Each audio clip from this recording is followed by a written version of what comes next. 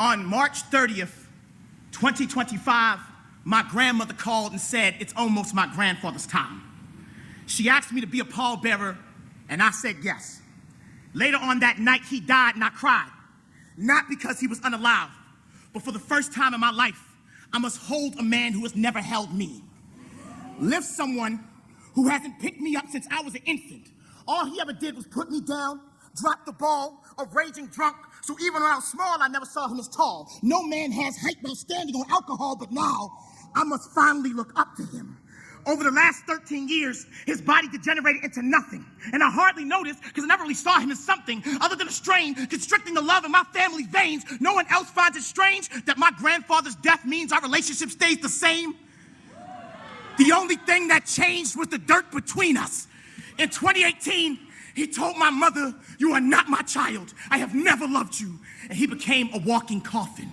Those words transformed into his grave. On that day, I attended his funeral. For nearly 7 years, I subconsciously buried him. Then he came back from the dead when my grandmother asked me to carry him.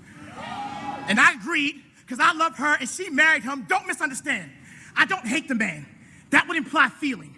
I'm just dealing with this example of manhood he left me with. How I see his soul in myself. How I spent my 20s drinking. He showed me that's how you deal with the hurt. I come home tipsy the way he smirked, the way my kindness does not work, the way he cursed, and now I curse, and now I'm cursed because I'm still here, and now he's hurt. So who do I blame for all the terrible things I became? Nobody. I mean, he was somebody, now he's just a body. I mean, I gotta carry his body, but his memory is so much heavier. How did he drink an ocean of liquor and never get drowned?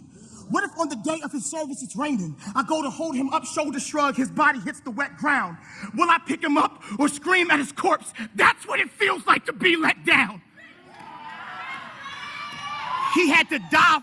He had to die for us to get this close. But he's not dead, sleeping at most. Whenever I want to drink, I can hear him in my throat. Don't you see? I am my grandfather's ghost. He's using my hand to carry his own casket, laughing at every terrible thing I've said.